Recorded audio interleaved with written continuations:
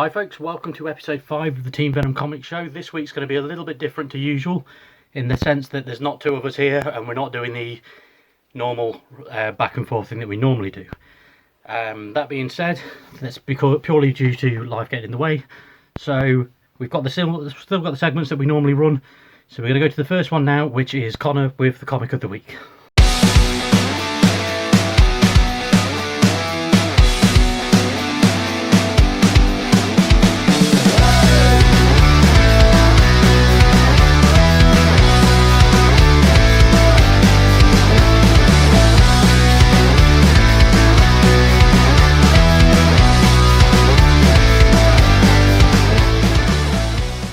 This week's comic of the week is Titans 34. Now this particular comic has a magnificent art style, not to mention a good collection of stories inside, ranging from a vampire-driven narrative in the beginning, all the way to a sneak peek at the end. This is a packed comic full of action and plot twists, in what is a relatively short comic for what it is, actually very enjoyable. There's not a point in this where boredom or a lack of attention tends to ensue, but that's quite common when it comes to the Titans series. With a alternate version of every single hero, it's nice to see a lot of new elements, including a, quite frankly, roided up Beast Boy, and a very emo version of the Green Lantern. Not to mention, at the back, you get to see a preview of the first issue of Dial for Hero. Certainly worth picking up, and you can find it relatively cheap at any comic book store. So Titans 34. Okay, so that was the Comic of the Week. As we said on the last episode, I was planning on going to York. I did. We didn't get any footage because the pair of us ended up having a few beers and having something to eat. We went around all the charity shops and all the comic shops and that sort of thing. We did get some cool treasures.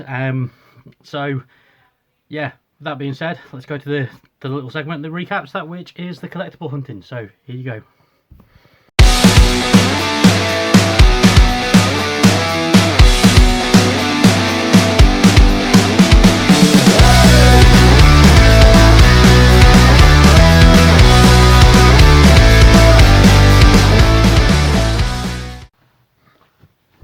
Hi and welcome to the latest collectible hunting segment. We mentioned on last week's episode that we'd be going to York, and we did. And when I say we, I mean me, my son and Connor. We all went around and picked up some cool stuff. Didn't film any of it though, because, you know, why not? But one of the first places we went to was Travelling Man, and we got some cool bits from there. But because for me and my son to get to Connor and York took 2 hours on the train, we went to W.H. Smith's in Burton first and got some really good little treats, and that is Morbius the Living Vampire. This is one of the Panini magazine's graphic novels that they do. Usually comes out to tie in with whatever movies are in the cinema. So there's been Eternals ones last year, Shang-Chi, Hawkeye, things like that, because it ties in with Disney Plus stuff as well. I got the latest Marvel Essentials issue, which is number 9. I've got the whole run of these so far, and this reprints 3 issues of Venom, which is the Venom Island thing, as well as a couple of issues of Savage Avengers. And then one of the things I'm really happy with is this, which is Sinister War, the graphic novel.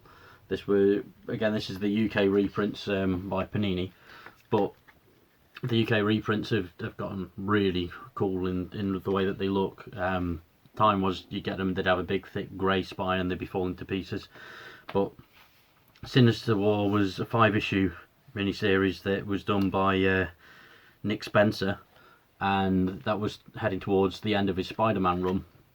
And the events of Sinister War were then carried over in Amazing Spider-Man, and only for a few issues after.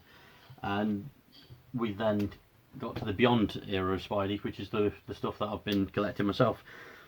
And brings me on to the first things I got from Travelling Man. So, first things I picked up from Travelling Man were Ben Reilly's Spider-Man issue 1, and that's because Ben Reilly's currently Spidey during the Amazing Spider-Man Beyond stuff.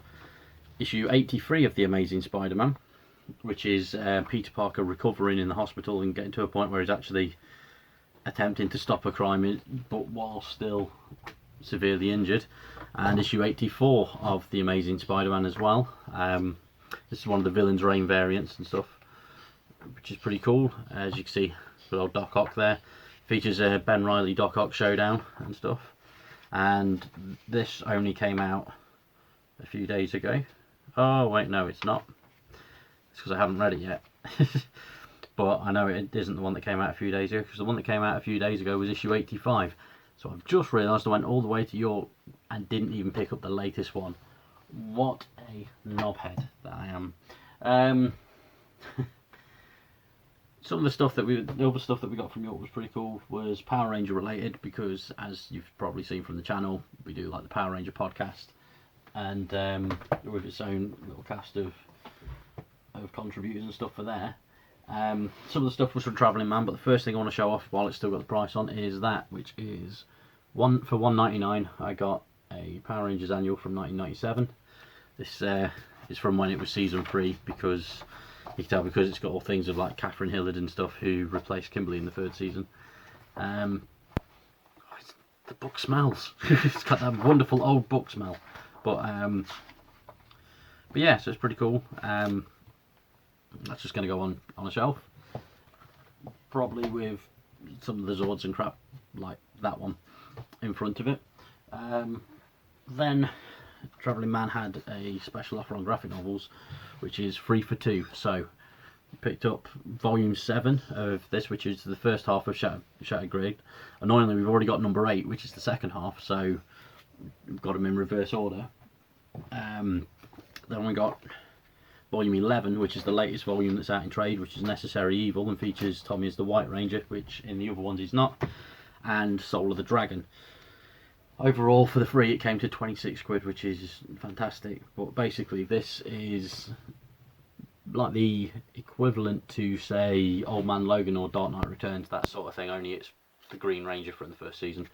And as you can see, it's got all the illustrations of his different things, because essentially this is an old Tommy Oliver who is going to try and save his son from something, and it's geared to a more adult audience and such. And basically he's got a broken master morpher, and he can morph into each of his forms one more time, sort of thing, and every time he morphs, he uses it up, which is pretty cool. So we get loads of cool moments and stuff. You can see there's the wonderful Mighty Morphin White Ranger up there. We also get bits of the Green Ranger and all that. And one of the other cool things that's in here is, because this was from a few years back, the other Boom Studio stuff wasn't as big, so this has got a preview for the first issue of the Boom Studios Mighty Morphin Power Rangers, so that was pretty cool. So that's all the stuff we got from York, and I spent way more on food. So then this morning I went to Melton Mowbray Car Boot, because as you saw last week, I got a ridiculously good haul of graphic novels. The chap who I bought them from said he was going to be there this week, and that he got 16 more pallets worth of stuff to bring, and he wasn't there. So I was very gutted, because I basically took more money than I normally do to a car boot purely to go in and get like a massive haul of those graphic novels, and I got nothing from him anyway, because as I say, he wasn't there. On the plus side, I did get some other cool stuff. I got Assassin's Creed Rogue, Black Ops 1 and Modern Warfare 2 for the 360, which are backwards compatible, so they can play on the Xbox One and the Xbox Series X, which is awesome. Came to a £5 for the 3 of those. I got a Fallout 76 Funko Pop, which is the Strength bobblehead, which in Fallout games, if you can actually find the bobbleheads loitering around, and if you get the Strength one, you increase your Strength attribute by default. So there's that. This next pile, this is a pile of comics and graphic novels that I got off a stall for a £5. Stuff that I'd never heard of. So there's issue 10 of She, which I don't know what that is, but it looks, well, to be honest, it looks pretty pervy. Oops. And then I got books 1 and 2 of Bean World, which again, never heard of them. But essentially the guy on the stall said, when I was looking through, said, oh, if you want them you can have the part for a £5, so I did. And then I got books 1, 2 and 3 of Drew Hayes' Poison Elves even. So that basically collects issues 1 to 18 throughout the 3 runs of these. And it's not something that I'd ever actually heard of before, and because, well, I've never seen them in comic shops. It's not something that I've heard of, not read anything about them or anything like that, but I'm quite interested to see what they're like and give them a read, because this is, well, it looks like something that I'd be very interested in from what the artwork's like. It's essentially sort of like my own stuff, in terms of the visual thing of the noir black and white stuff. So yeah, I'm quite looking forward to giving those a read. So yeah, having the first 3 volumes is nice. And then lastly, this morning, by the way, when I talk about York, that was yesterday at time of recording, which was Saturday, and today is a Sunday, which is when I've gone to the car boot.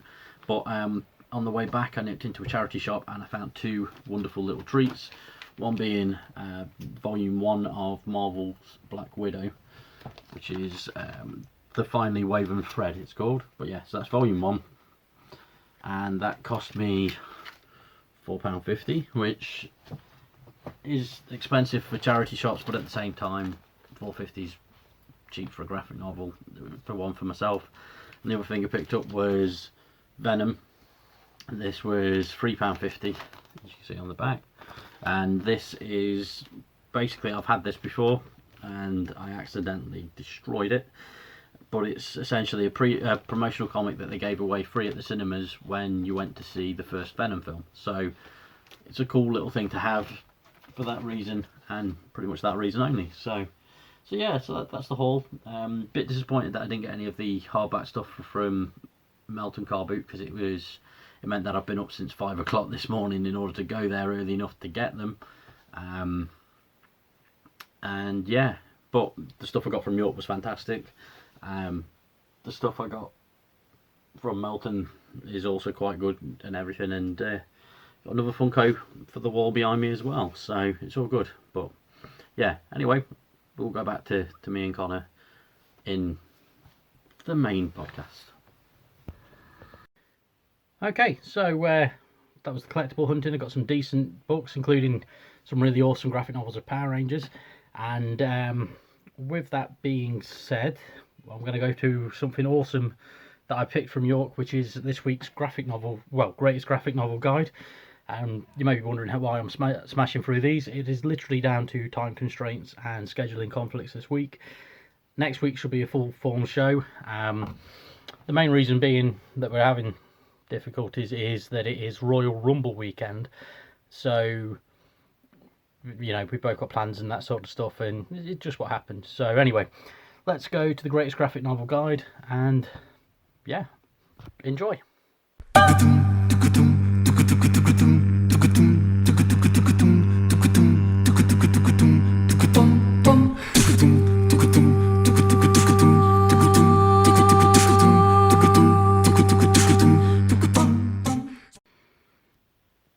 Okay, so for the latest episode of the greatest graphic novel guide, we're going to go with Saban's Power Rangers Soul of the Dragon by Kyle Higgins, art by Giuseppe Cafaro and Marcelo Costa, with a special guest consultant of Jason David Frank.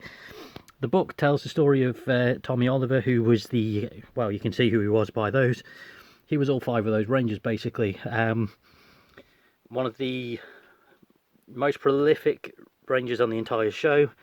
And Jason David Frank pretty much is one of the biggest ambassadors for the Power Ranger branding. Now, on these greatest graphic novel guides, I've talked about Old Man Logan, I've talked about The Dark Knight Returns. This is essentially that sort of story, but for Power Rangers. And it reads like one as well. As you can see, that's Tommy Oliver in this. He's pretty gruff. There's a few flashbacks to some of his final fights and how he got some injuries at first. There we go, and we can see him switching between forms, and he's there got a thing called a Master Morpher, which allows him to tap into any of his old morphing forms. Throughout the course of this story, he gradually switches back between them all. As you can see, there he is as the Dino Thunder Ranger, and there's the red turbo there.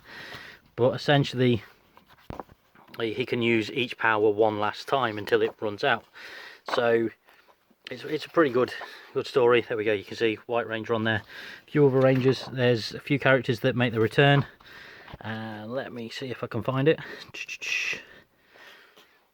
I can't, but there's also like the Blue Lightspeed Rescue Rangers part of the storyline as well, and it expands upon the characters, family and such. He's now settled with Cat, which was the pink Mighty Morphin Ranger that took over from Kimberly and carried on all the way to Turbo.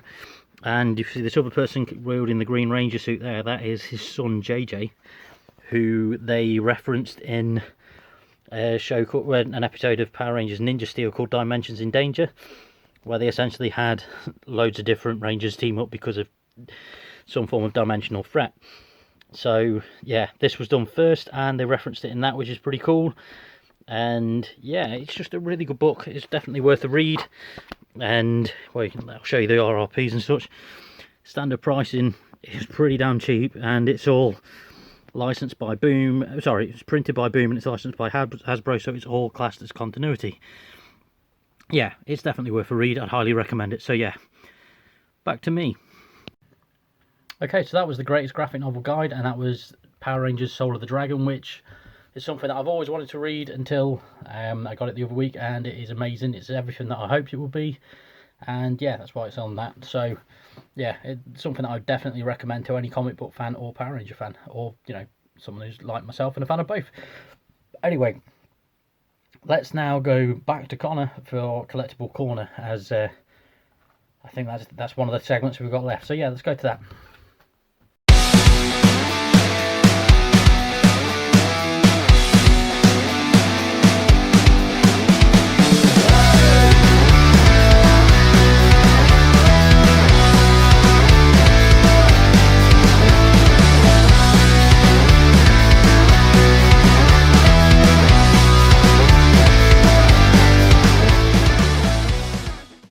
Today's Collectible Corner is this absolutely fantastic book from the world of Sea of Thieves. This is a hardback book made in the style that it's worn, when in reality it's not. It has a beautiful spine with a smooth and rough finish to it. But not to mention, the best part about this collectible is inside the book itself. It is in the world of the Sea of Thieves, however it's not directly connected to the video game. It is almost a diary of Captain Flameheart, telling you about the lore of the creatures and the islands and the many curses that befall Sea of Thieves. Okay, I just saw it's Sea of Thieves book, which is pretty fantastic. The game itself's really good, something that I've never really been into until recently, and basically when we're not doing these shows and stuff, you can normally find myself and Connor on there. My gamer tags team Venom Media. Feel free to join me at any point on any Xbox game. And I believe on Connor's Gaming and Geekery channel, by the time that this goes out, there should be some live streams on there of Sea of Thieves as well, featuring the pair of us, because we've got that planned in at some point. So yeah, that's pretty much everything, but the last thing that we'd normally do is the Indie Comic Spotlight. The reason I've just loomed out of the view is because I didn't prepare well enough. So instead of doing a segment on the Indie Comic Spotlight, I'm going to talk to you about an indie comic that's just come out, which is Sins of Limbo issue 1. This is something that Connor wrote last year, and it's got a little introduction by myself as editor. But basically this ties into my comic series, which is The Suit, and there's one random panel that you can see has got this very fun. But yeah, so this is Connor's book, Sins of Limbo. He's just had a limited run of these arrive with him, so these should be available via his eBay. Stay tuned to his channel and this channel, and as and when there's links, we'll be putting them in the descriptions. But this is a really good book. It's basically, as you can probably gather by the fact that it's called Sins of Limbo, it's set in Limbo. But yeah, it's pretty damn cool. In fact, there's the back of it, so you can just have a little look at the blurb and then see what you think. So yeah, it's a very good book. I believe he's planning 3 issues. His second issue ties off that series, that story that started in that, and then his third issue ties in with my series, The Suit, which is currently on issue 7, and his issue 3 is going to be between my issues 7 and 8. So my issue 8 is also finished, but hasn't arrived with me yet, and I've not had them printed, but I've got it digitally. And I'm pretty excited to see how it all comes out, because basically 7, 8 and the Sins of Limbo chapter 3 onwards all tie into a little crossover that me and Connor came up with called Last Rites. We had about 6 or 7 months ago, we started chatting about these storyline ideas and how we wanted it to go, and came up with this concept, and I'm pretty pleased with how it's turned out so far. So yeah, the first chapter of that is issue 7 of The Suit, which is on sale. Second chapter is going to be Sins of Limbo issue 3, and the third chapter is The Suit issue 8, which at the moment I am planning for it to be the last issue of The Suit for now. So yeah, so stay tuned to our socials and all that sort of stuff, and for updates and those sorts of things. There's also a few other comic projects that we've got in the pipeline, and that's pretty much it. So thanks for watching. Sorry it's a bit shorter than usual. We will see you next week with more than likely a full-length episode. There's a few other things that are coming this weekend. Obviously you'll have seen that KFAB Weekly launched last Sunday. There'll be another episode of that tomorrow at the time of release of this, so there'll be that discussing the results of the Royal Rumble, which is one of the biggest WWE events of the year, as it sets up the biggest event of the year, which is WrestleMania. So Royal Rumble is the setup for that. That's you know, if you're not a wrestling fan, that's context. There's also a decent return that should be happening as well over the course of the weekend, which is episode 17, I think it'll be, of the Team Venom's Power Ranger podcast, which is something that we were doing quite a lot of last year, hence episode 17, with various guests and such. And yeah, that's making a comeback this week as well, so stay tuned for that. And obviously, if you've liked this video, please like and please subscribe to the channel and all that. So yeah, thank you for your time. Catch you next time.